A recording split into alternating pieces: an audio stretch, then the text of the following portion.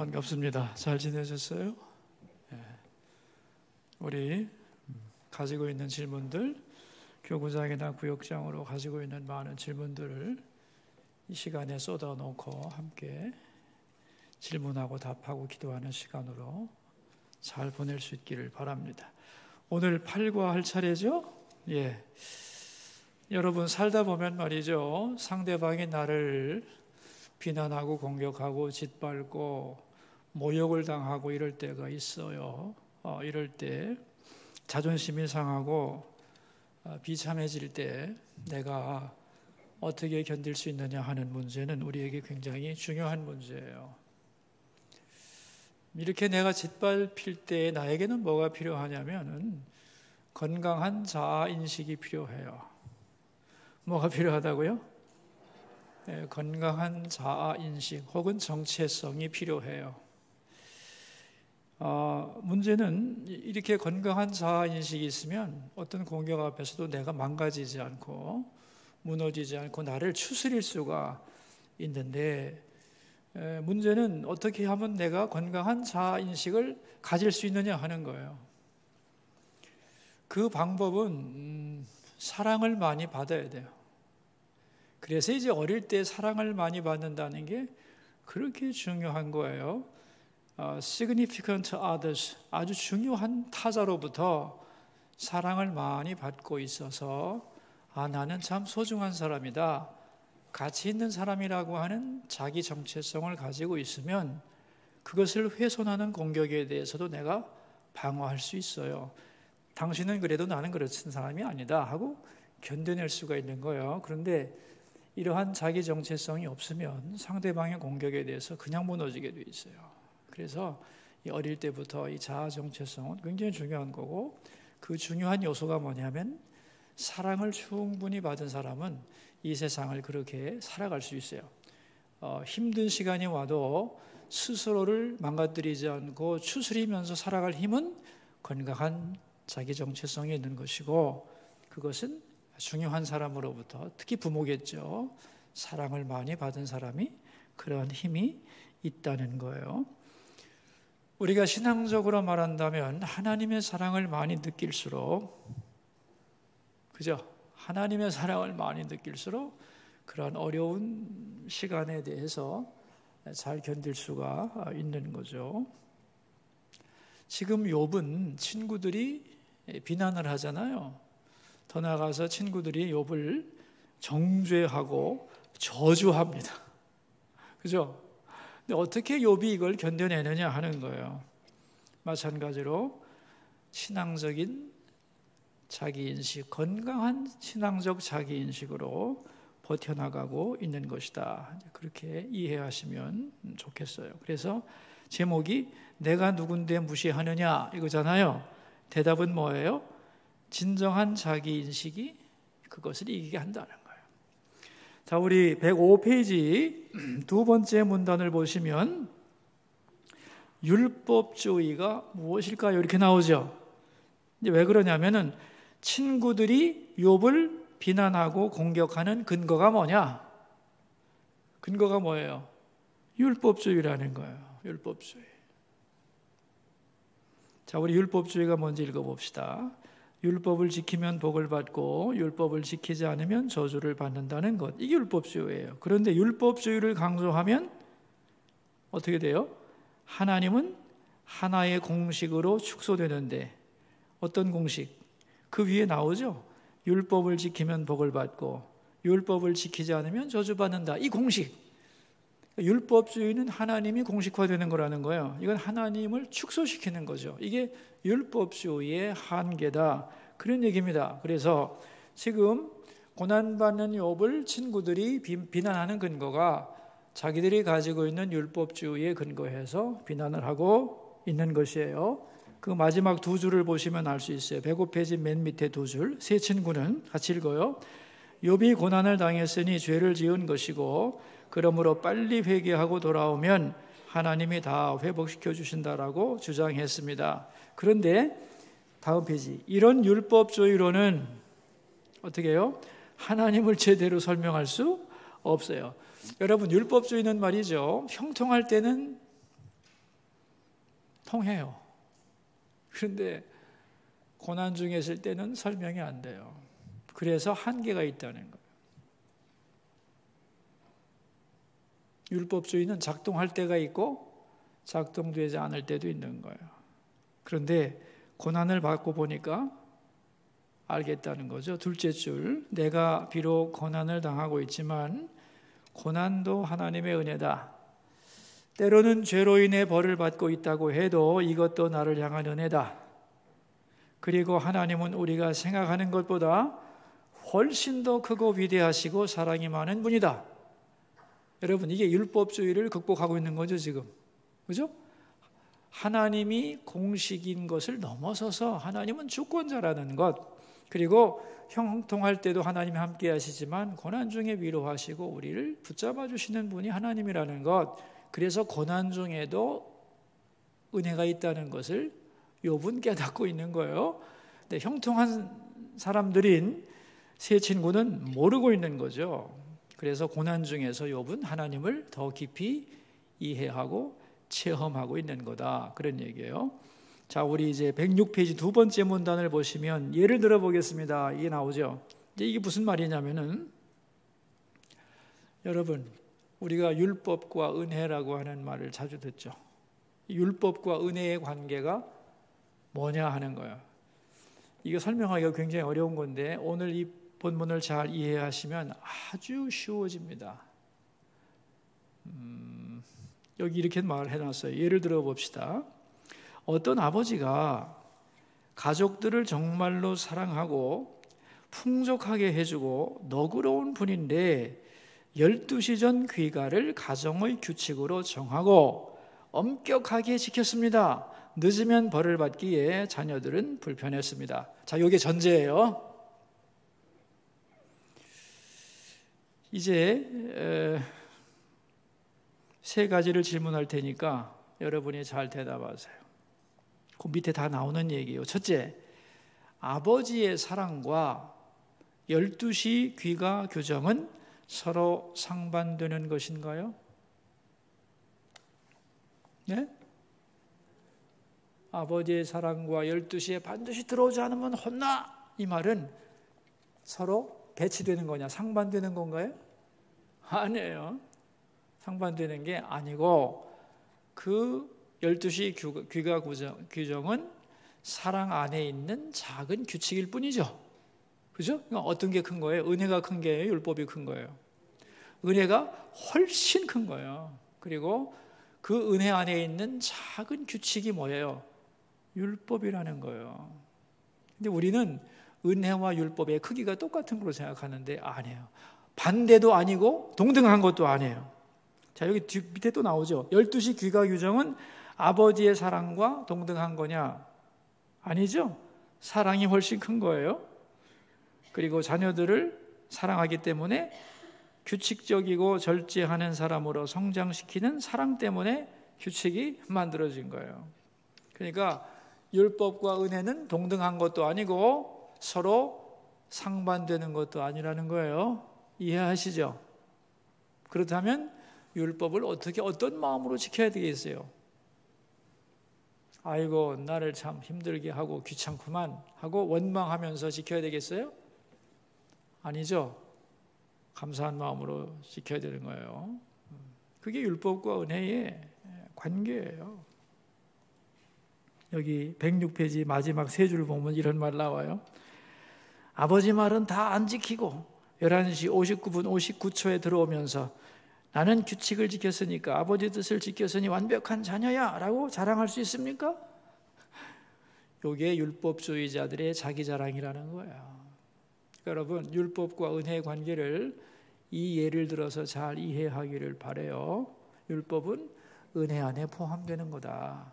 그리고 서로 상반되는 것도 아니고 율법이 은혜만큼 큰 것도 아니다. 율법을 감사한 마음으로 잘 지켜야 한다는 거예요. 자, 우리 107페이지로 가요. 맨 위에 줄, 많은 사람이 율법과 은혜의 관계를 오해해서, 자, 첫째가 뭐예요? 동등한 비중을 가진 것으로 생각한다는 것. 두 번째, 상반된 개념으로 이해한다는 거예요. 아니죠. 율법이란 12시 귀가 규정과 같은 것입니다. 아버지 은혜와 사랑은 너무나 크고 놀랍습니다. 그 속에서 자녀답게 살라고 작은 규정을 주고 지키라는 것이 율법입니다. 그러므로 율법은 은혜라는 커다란 시스템 안에 있는 작은 규정일 뿐입니다. 그런데 욥의 세 친구는 율법을 가지고 욥을 다 평가하는 거예요. 그러니까 모순이 되는 거고 욥은 열불나는 거고 그래서 욥기의 해석이 그죠? 복잡해지는 거고 그렇게 되는 거죠. 자, 이제 우리 107페이지 중간에 보시면은 이제 세 번째 친구 소발이 등장하는 거예요. 여기 잘 나와 있습니다만은 소발은 특징이 아주 직선적이고 말이 많은 것을 싫어하는 사람이다. 세 친구 중에서 엘리바스가 제일 무난하고 빌닷은 좀 더 세고 소발은 아주 격한 사람이라는 거예요. 그 다음 문단, 소발은 세 친구 중에서 가장 강하게 욥을 공격했습니다. 말이 많으니 어찌 대답이 없으랴. 말이 많은 사람이 어찌 의롭다함을 얻겠느냐. 쉽게 말해서 거참 말도 많네. 입 좀 다물어. 말이 많은 것을 보니 아직 멀었다. 우리식으로 말하면 소발이 하는 얘기는 뭐냐 하면은 욥이 지금 나불거리는 걸 보고 너 아직 한참 맞아야 되겠다. 놀리는 걸 보니까 너 아직도 멀었다. 이런 얘기를 하고 있는 거예요. 그러니까 얼마나 사실은 비수 같은 얘기를 하고 있는 건가요? 그죠? 예. 우리 다음 페이지로 갑시다. 108페이지 두 번째 문단을 보시면은 그래서 소발은 어떤 얘기를 하느냐? 하나님께서 너로 하여금 너희의 죄를 잊게 하여 주셨음을 알라고 말했습니다. 근데 이제 이게 개역 개정에서 이렇게 바꿔놨는데 그 이전 성경이 훨씬 더 의미가 사실은 좋아요. 이게 무슨 또 개역 한글 성경에는 너는 알라 하나님의 벌하심이 내 죄보다 경하니라 이렇게 됐어요. 근데 이걸 갖다가 바꿔놓으니까 뜻이 좀 애매한데 여러분 세 번째 문단 봅시다. 하나님의 벌하심이 네 죄보다 경하니라 라는 말이 맞습니까? 틀립니까? 네? 하나님의 벌하심이 네 죄보다 경하니라 맞죠? 그렇죠? 우리 죄보다 하나님이 주시는 고통이 적죠. 그렇지 않은가요? 맞아요. 그런데 이 말은 고난 중에 있는 사람들을 죽이는 말이라는 거예요. 힘들어 죽겠는데 너 네 죄에 비하면 그거 아무것도 아니야. 이러면 누가 견디겠어요, 그죠? 하나님의 벌하심이 네 죄보다 경하다. 맞는 거예요. 그래서 밑에 줄에 나오죠. 아우구스티누스는 은혜가 아니면 죄도 지을 수 없다는 유명한 말을 했어요. 왜? 죄 지을 때마다 심판하면 어떻게 죄를 계속 짓겠어요? 벌써 없어졌을 텐데. 그러니까 고난 중에도 우리는 은혜 가운데 있는 것이다. 그런 얘기입니다. 그래서 이 말은 맞는데 고난당하는 자에게는 비수와 같은 것이다. 잘못된 말이라는 거죠. 이러다 보니까 109페이지 두째 줄 처음에는 위로하러 왔다가 나중에는 욥의 죄를 증명하는 것이 목표가 되었다. 세 친구는 그래서 욥을 비난하고 정죄하고 저주했다는 거예요. 자, 여러분 위로하러 온 친구가 이렇게 정죄하고 비난하니까 얼마나 욥의 마음이 아팠겠어요. 그래서 1라운드가 끝나고 나서 욥은 109페이지 두 번째 문단 세 친구와 대화를 한 번씩 나눈 욥은 너무도 마음이 아파서 무려 석 장에 걸쳐서 대답을 합니다. 이 세 장에 대한 대답을 간단하게 요약한 거죠. 그게 뭐냐면 그 다음 문단이에요. 같이 읽어요. 그러면서 욥은 자기가 누군지를 설명합니다. 하나님께 불러 아뢰어 들으심을 입은 내가 이웃에게 웃음거리가 되었으니 의롭고 온전한 자가 조롱거리가 되었구나. 요 말 속에 12장 4절 속에 욥의 자기 인식이 나타난다는 거예요. 아까 얘기했죠. 자기를 공격하고 비난할 때 무너지지 않는 비결은 건강한 자기인식이라고. 욥은 세 친구의 율법주의적 공격에 대하여 건강한 자기인식을 가지고 하나님에 대한 온전한 신앙적 인식을 가지고 견뎌내고 있는 거다. 그런 얘기입니다. 그럴 때 욥이 어떻게 자기를 인식했느냐 하는 거예요. 109페이지 마지막 문단인데 같이 한번 우리 읽어요. 욥의 자기 인식의 기초는 무엇인가요? 내가 하나님을 불렀고 내 사정을 아뢰었다. 하나님이 들으신다. 나는 하나님과 소통하는 사람이고 하나님은 내 기도에 응답하는 아버지다. 라고 하는 자기 인식을 가지고 있었던 거예요. 하나님을 부르고 하나님께 기도하고 하나님은 내 기도에 응답하는 분이다. 여러분, 그래서 이 기도라는 게 그렇게 중요한 거예요. 네? 기도를 통해 응답받은 경험이라는 게 이렇게 중요한 거예요. 자기 인식의 아주 중요한 부분입니다. 109페이지 맨 마지막, 다시 말하면 나는 하나님의 자녀이며, 다음 페이지, 그리고 자녀답게 의롭고 온전하게 살아왔다는 것입니다. 하나님 앞에서 나의 신분과 행위, 신분은 뭐예요? 나는 기도하고 하나님은 들으시는 그런 부모와 자식 관계고, 행위는 뭐예요? 의롭고 온전했다는 거예요. 이게 욥의 자기인식의 기초였다는 거예요. 이것이 진정한 자아이고 내 자존감이고 이것이 영원한 것입니다. 하나님께 사랑을 받는 존재라는 것, 이것이 바로 우리가 가져야 할, 끝까지 놓지 말아야 할 자기인식입니다. 하나님 앞에서 난 누구냐 하는 거예요. 그래서 여러분, 참 우리가 하나님의 자녀라는 말이 너무도 쉽게 하는 말이지만 사실 이 말만 우리가 정확하게 이해하고 확실하게 붙잡으면요 어마어마한 거예요. 이거는, 그죠? 마귀의 공격을 이기는 비결이 여기에 있어요. 우리는 물론 또 매일매일 연약함 가운데서 죄에 빠져 살기도 하지만 사탄이 공격할 때 우리는 그럼에도 불구하고 내가 예수의 피로 씻김 받은 하나님의 자녀라고 하는 이 자기인식이라고 하는 것은 사탄의 참소를 이겨내는 가장 중요한 고백이에요.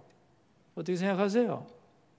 신앙적 자기인식이라는 게 얼마나 무서운 건지, 영적 세계에서 놀라운 거예요. 그래서 욥은 이 비난과 저주를 건강한 신앙인식으로, 자기인식으로, 신앙적 정체감으로 견뎌내고 있으며, 거기서 자기가 기도하는 사람이라는 것과 하나님은 내 기도를 들어주시는 분이라는 것과 내가 하나님 자녀답게 의롭고 온전하게 살아왔음을 고백하고 있는 거죠. 자, 우리 110페이지 파란 글씨로 이 상황도 하나님 손에 달려있다 그랬어요. 자, 그럼 우리 그 한 문단을 읽어보도록 하겠어요. 욥은 말을 이어갑니다. 너희들은 평안하니까 재앙이 너희들과는 상관없는 것처럼 멸시하고 있구나. 그러나 재앙이 실족하는 자를 기다린다. 재앙이 너희라고 피해갈 것 같으냐? 너희들도 언제 이런 고난을 당할지 모른다. 그리고 너희들은 하나님을 안다고 생각하지? 그런데 사실은 잘 모르고 있다. 이게 무슨 말이냐면은 너희들은 나를 보면서 남 말하듯 하는데 응? 남의 말하듯 하지. 왜? 너희들은 지금 고난 안 당했잖아. 너희하고는 상관없는 사건까지 고난이. 그렇지 않아. 누구나가 언제든지 고난은 당할 수 있는 거야. 그런 얘기야. 이게 남의 일이 아니라는 거예요. 고난당하는 자를 보면서 남 얘기하듯 하면 안 되는 거예요. 그러면서 너희들이 하나님을 다 안다고? 뭘 다 알아? 그런 얘기죠.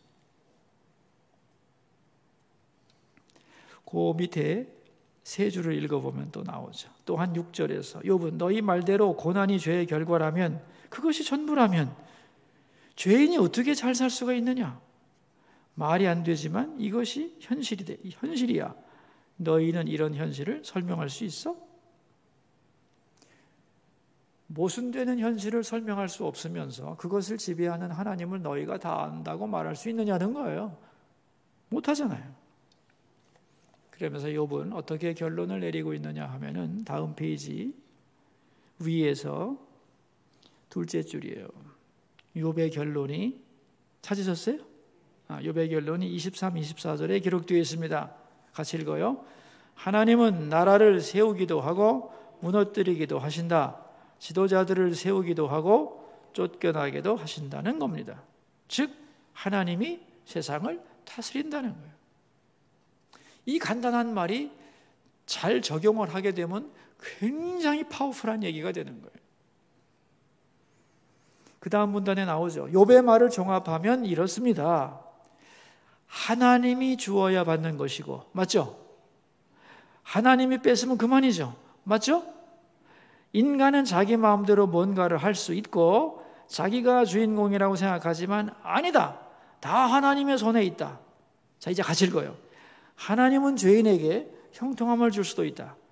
너희도 지금 하나님이 후히 주셔서 그 은혜로 살면서 자기 의 때문이라고 착각하지 말라.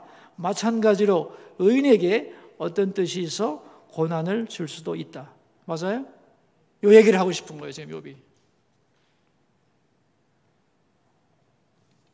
아니, 하나님이 공식이냐? 니네가 의롭기 때문에 당연히 너희들은 형통하고 나는 죄인이기 때문에 고난이냐?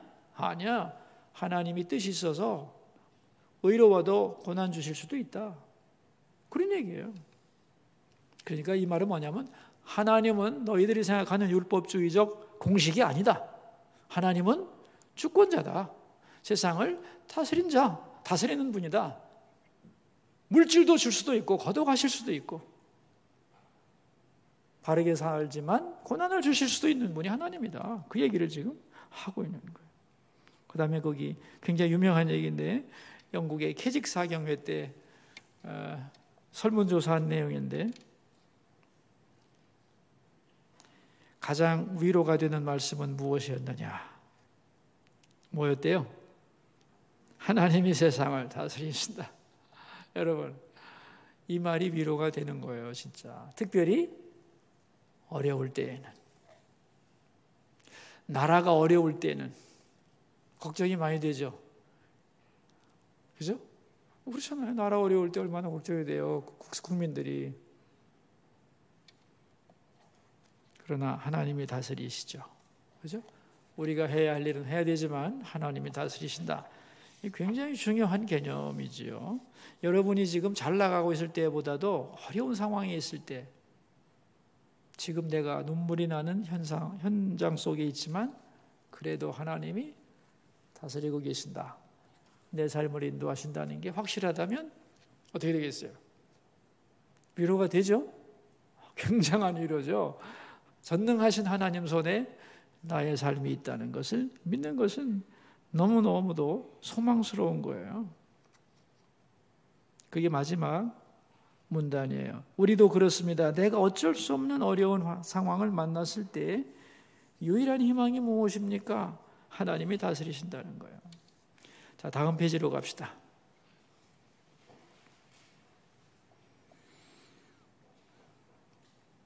맨 위에 줄, 욥은 다 잃었지만 외적인 어떤 것이 하나님과 자기의 관계를 깨뜨릴 수 없다는 것을 알고 있었습니다. 비록 내가 재산을 잃고 자녀를 잃고 몸도 병들었지만 고난을 당하고 있는 거죠.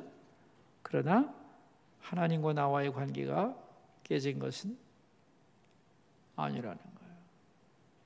내가 누군데? 나는 하나님께 기도하는 사람이고 하나님의 음성을 듣는 사람인데, 그리고 지금도 의롭고 온전하게 살려고 애쓰는데 그런 나에게 고난을 준 것은 이유가 있는 거다. 아멘이죠? 자, 우리 두 번째 문단 결론인데 우리 같이 읽읍시다. 그렇다면 지금 고난 중에 있는 사람이 해야 할 일은 무엇일까요? 첫째, 하나님께 기도하는 것입니다. 앞에 나왔잖아요, 그죠? 내가 하나님을 불렀고 하나님이 나를 들으신다고 그랬잖아요. 하나님께 기도하는 것이고, 두 번째, 의로움과 온전함을 버리지 말아야 한다는 거예요. 세 번째, 맨 마지막 줄에 있네. 맨 마지막 줄, 두 줄. 이 고난을 통하여 하나님이 더 크고 놀라운 일을 행할 것을 믿습니다. 고난 중에 있는 사람이 해야 될 일 뭐라고요? 첫째, 기도하는 것. 왜냐하면 하나님은요, 고난을 주면서 주는 이유를 설명해 줘요. 그리고 고난을 견딜 힘도 줘요. 기도를 통해서 알게 해요. 해석해 줘요. 고난 중에 있는 자가 기도해야 되고, 두 번째는 의로움을 버리지 않아야 되고, 열심히 진실하게 산다고 고난이 오는데 내가 뭐하러 이렇게 진실하게 살아? 개판으로 살지. 이러면 안 된다는 거예요. 내가 가야 할 길, 하나님 앞에서 바로 간다. 의로움과 온전함을 버리지 말아야 되고, 이 고난 속에도 하나님께는 뜻이 있다. 이거를 절대로 잊어버리면 안 됩니다. 자, 우리 기도를 읽어봅시다. 살아계신 하나님, 내가 누군가 신앙적 자기인식을 확실히 가지게 하소서. 사람들은 내가 돈이 없고 병들면 무시합니다. 그러나 그런 외적인 것이 다 사라져도 하나님 앞에서 나의 가치와 신분은 변하지 않음을 알게 하소서. 고난 속에서도 기도하게 하시고, 또한 의로움과 온전함을 버리지 않게 하소서. 고난 속에도 하나님의 사랑과 지혜와 능력이 들어있음을 믿고 나가게 해주소서. 여러분, 고난당한 사람이 이렇게 기도한다고 생각해 보세요. 기도 무지 잘하는 거예요, 이거. 그죠? 그래서 앞에 나온 말씀을 가지고 기도하는 연습을 하라는 거예요. 그래서 앞에 있는 과를 배우고 꼭 기도하고, 제가 설교 때 꼭 결론으로 기도하잖아요, 그죠? 그 기도할 때 기도가 잘 안 되면 저는 원고를 다시 봐요. 왜 기도로 정리가 안 되지? 원래 하려고 했던 것이 압축된 게 기도잖아요, 그죠? 그래서 앞에 설교하고 기도하고 잘 맞게 돼 있어요. 그래서 기도를 잘 기억할 필요가 있고요. 그래서 이 과의 내용이 뭔가를 잘 모르겠으면 본문을 딱 읽어보세요. 본문을 읽었는데 잘 이해가 안 가면 기도를 보면 돼. 본문이 가장 압축적으로 농축된 게 기도예요. 그리고 본문 읽어도 돼요. 이건 비밀인데 알려주는 거예요, 여러분에게. 왜냐하면 제가 그렇게 만들어 가거든요, 설교를. 그러니까 기도하기를 꼭 읽어보라, 함께 읽어보라 그런 얘기고. 자, 우리 나눔 질문에 대한 대답을 해봅시다. 114페이지. 율법과 은혜 둘 사이의 관계에 대해 나의 경험을 비추어 나눠봅시다. 아까 제가 예를 들은 거 있죠. 그게 여러분 가정 속에서도 얼마든지 나타날 수 있는 것이죠. 그래서 율법과 은혜의 관계를, 첫째는 상반되는 게 아니다 하는 것이고, 동등한 게 아니다. 두 번째는 상반되는 것도 아니고 동등한 것도 아니다.